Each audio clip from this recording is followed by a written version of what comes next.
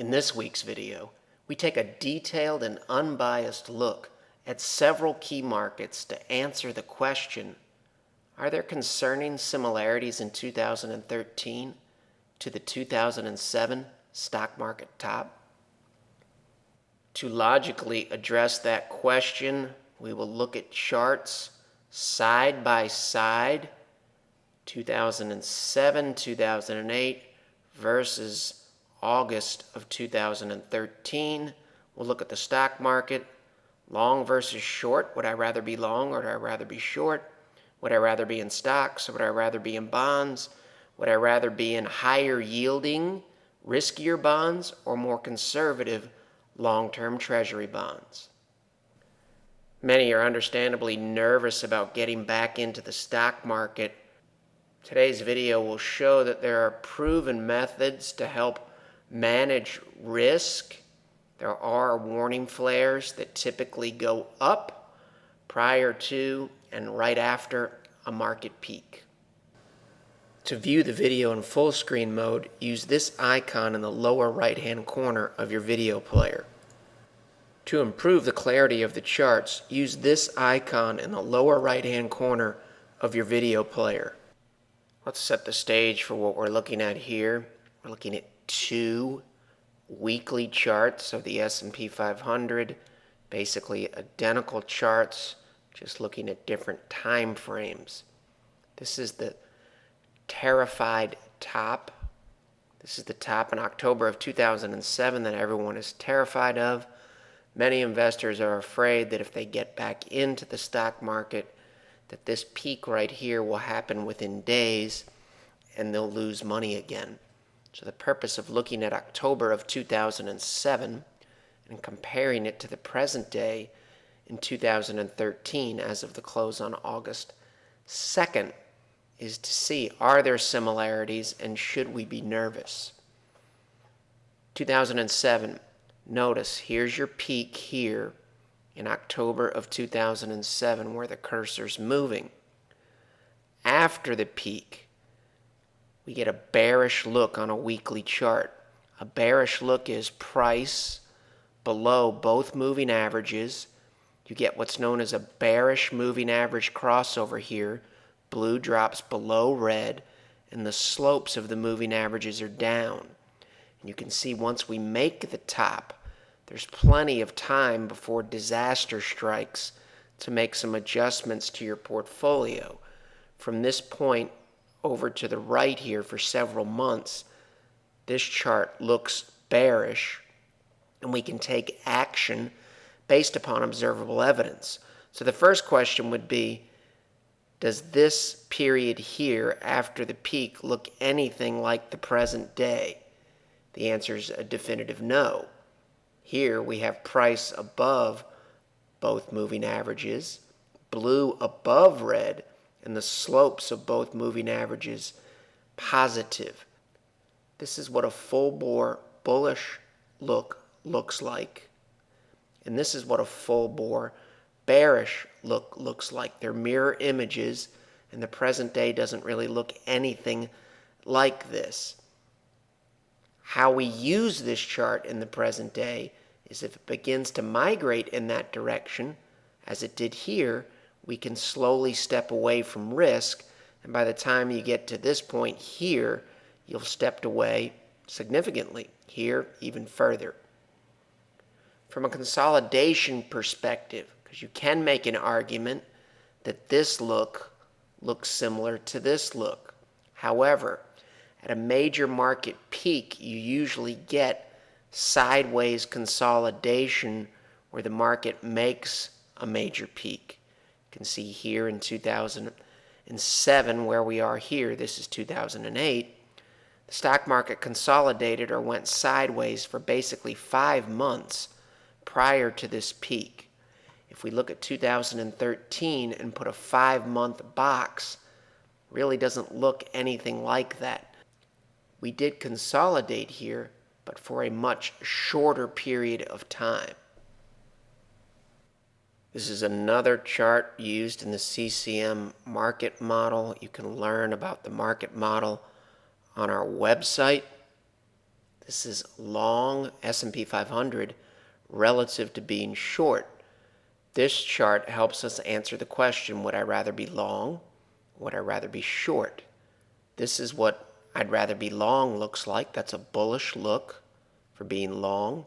This is what I'd rather be short looks like.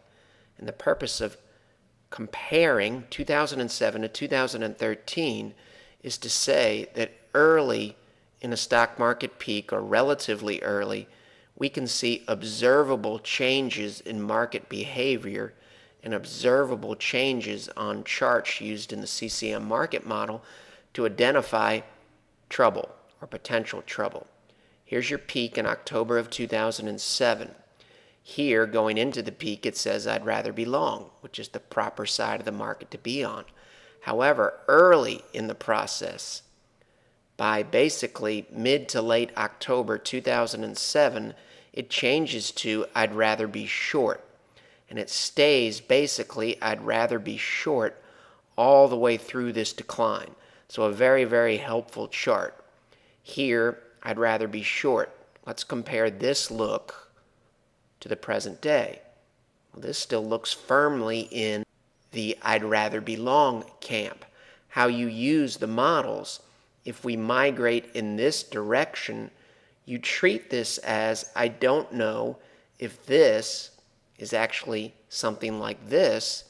That's a bull market peak, and we're going to go down for a long period of time. That's why you slowly migrate away from risk. When we were here, we were roughly in 50% cash, 50% stocks, and we could migrate either way. Over the past few weeks, if you've been following these videos, you know we quickly migrated back to a long position. If this point here actually turned out to be this point here, we would have continued to step away. Our clients and followers know that in order to manage risk, our models are very well researched and very detailed. This is another excellent ratio that can help you manage risk. This is a weekly chart of risk on versus risk off. This is the S&P 500 relative to the aggregate bond index ETF, or AGG, up here in the left-hand corner of your screen. This helps us answer the question, would I rather be in stocks or would I rather be in bonds? 2007, did this chart help us? Typically, you don't go from a chart that looks like this in 2013 to a peak in the stock market. Remember, this is a ratio here. So this is where the stock market peaks. This is early to mid-October 2007, and this is the exact week the stock market peaks. You can see here the smart money, quote unquote, already started to migrate towards bonds 3 full months before the peak. You can see the stock market, if we were looking at a chart of the stock market in isolation here, where my cursor is, the stock market makes a higher high in October of 2007. This high here is higher than this high here. Yet this risk on versus risk off ratio makes a lower high. This is a red flag or a non-confirmation of this higher high in the stock market. Reason why we're looking at this, if you're nervous about getting back into the stock market, which is understandable, there are ways to manage risk. Here in October of 2007, very, very early in the bear market, this chart changed from I'd rather be in stocks to I'd rather be in bonds. So it says I'd rather be in bonds in early to mid-October of 2007, and it never fully converts back to I'd rather be in stocks. So this ratio was extremely useful in helping us identify this peak here, because even though price goes above on the ratio, you never get a bullish moving average crossover here, and the ratio never makes a higher high. So very early in the bear market, it's telling you, I'd rather be in bonds here than stocks. Also gave us this 3-month yellow flag saying something's wrong here when the S&P 500 makes this higher high. How do we look today? S&P 500 here where my cursor is making a higher high. Instead of a non-confirmation like we had here in the left in 2007, the ratio of would I rather be in stocks or would I rather be in bonds is actually confirming this higher high, and it's still strongly in the corner of I'd rather be in stocks relative to bonds. Point of the exercise, if we run into problems later in 2013, which we may, we have to keep an open mind. There's a lot of things going on with printed money and central banks. If the present day market morphs into a 2007 situation, the look of this chart won't look like this. It will begin to look more like this, and then it will look like this. Why? Because if you're in a deflationary bear market, investors will gravitate towards safer bonds in a deflationary environment, and they'll move away from stocks, just as they did here. And that migration process actually started 3 full months before the stock market peaked in 2007. Therefore, if we keep an eye on charts like this and keep an open mind, they can help us manage risk in 2013.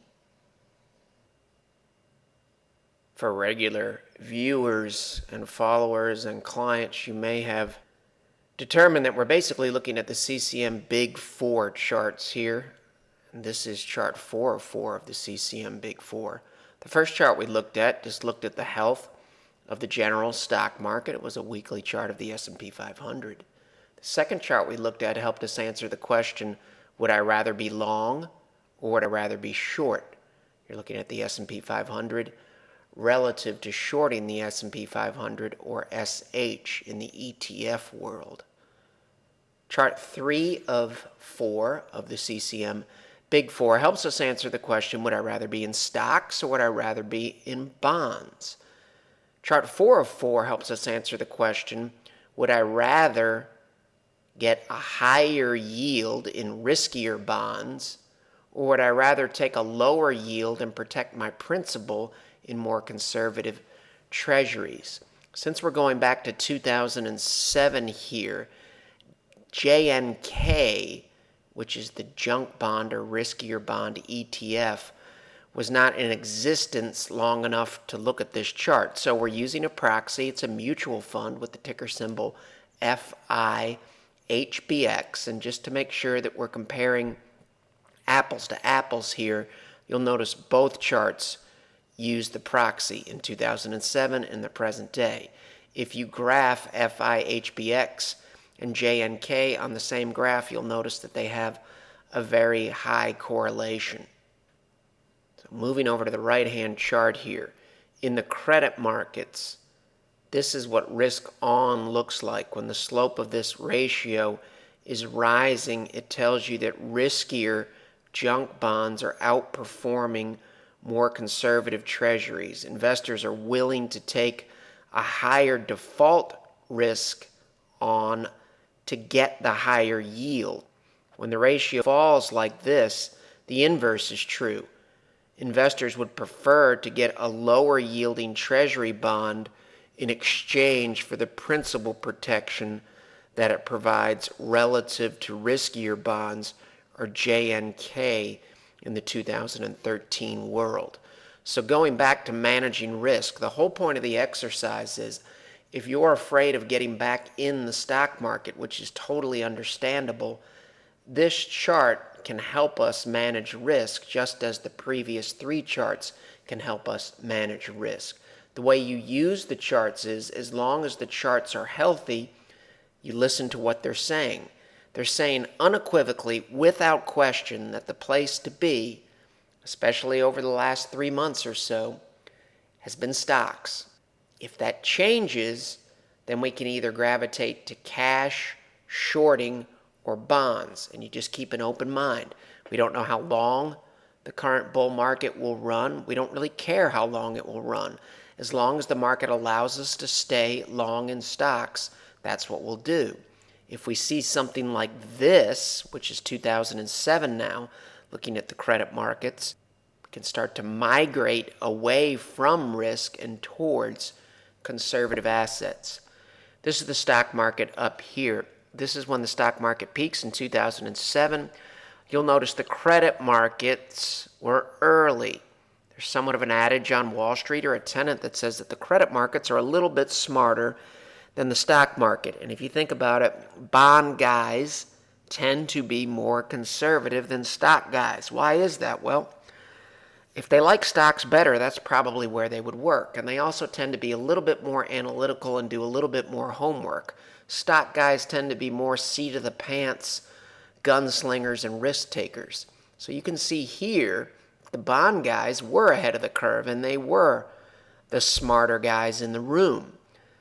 The bond market recognized problems in 2007, 4 full months before the stock market peaked. So this ratio gave you a yellow flag, and it was waving for 4 months. It started in June of 2007. The stock market makes a higher high. The credit markets are making a lower high. That's what's known as a bearish divergence. You compare the slope of this line to the slope of this line. You'll notice in the present day we have a bullish confirmation. The slope of this blue line looks nothing like the slope of this blue line. The stock market in 2013, this is the S&P 500 where my cursor is, the stock market is making a higher high, and the credit markets are confirming it with a higher high. When the stock market peaked in 2007 here, very, very early in the process, this chart moved back to risk-off mode. As long as this chart and the 3 preceding charts are in risk-on mode, we'll stay in stocks. How long they stay there, we don't know. Again, we don't need to know. If it starts to change and look more like this, we'll migrate away from risk. These charts helped us get back in the market at the recent low, and we've stayed in. We'll continue to stay in until something changes. The 4 charts that we just looked at pretty much follow a common sense path to risk on versus risk off in what the charts are telling us. So we can all understand it. The difference between being successful and being mediocre in the markets is converting what you know can help you into an implementable game plan. The 4 charts that we just looked at are 4 of 18 charts that are used in the CCM correlation model. How do we track all of this and convert it into a game plan? Each one of these charts is in the model, and each chart, this is the S&P 500, the first chart, and why is it first?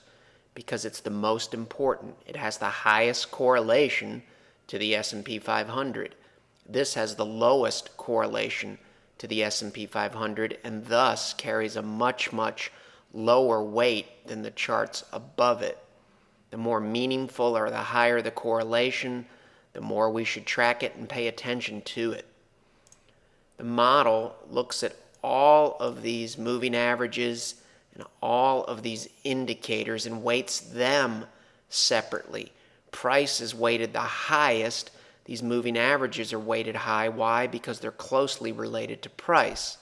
As we go down, the indicators, these are all the indicators used in the model, carry varying weights. Why? Some of them are quite a bit more useful than others. They all add some value, or else we wouldn't have included them in the model. So you take that many indicators, each chart has numerous indicators. None of us, myself included, could track this stuff on our own and at 3:30 on a Friday try to look at these charts and indicators and make a rational decision. So how do we do that? We do it using the CCM correlation Model. These are all of the charts. These are the big four charts that we looked at previously. What the model does is it answers binary yes or no questions, all of these questions. And then it also looks at thresholds and looks at where these indicator values are. So it has binary questions and has a second component where you're crossing mathematical thresholds. An example would be on a weekly chart in a bear market, it's very rare for RSI to cross above 57, 58, that area. If you cross above that on a weekly chart and go into the 60s or 70s, you're probably not in a bear market anymore, and that's a bullish threshold that's been crossed. It takes all of that, and look how big this spreadsheet is. It's massive, and does all the calculations for us, all the weighting, and allows us to look at all of those charts, all 18 of them, and all the indicators, and boil it down to one number. This number we can make decisions off of at 3:50 on a Friday. I know what this number tells me. I can compare this number to historical numbers, which are what other pieces of the model do. If you want to gain a better understanding of how the correlation model ties into the master market model, you can go to our homepage at shvacocapital.com, click on Bull Bear Index. That'll show you how it all ties together. If you go back to the homepage, here it'll tell you about the master market model and how it works.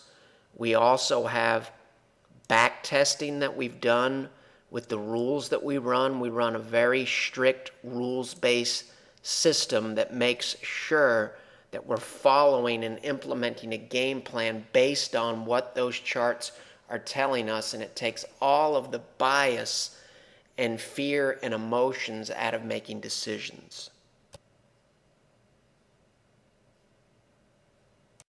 The material in this video has no regard to the specific investment objectives, financial situation, or particular needs of any viewer. This video is presented solely for informational purposes and is not to be construed as a solicitation or offer to buy or sell any security or any related financial instruments, nor should any of the content be taken as investment advice. Any opinions expressed in this video are subject to change without notice, and Shvaco Capital Management, LLC, or CCM, is not under any obligation to update or keep current the information contained herein. CCM and its respective officers and associates or clients may have an interest in the securities or derivatives of any entities referred to in this material. CCM accepts no liability whatsoever for any loss or damage of any kind arising out of the use of all or any part of this material.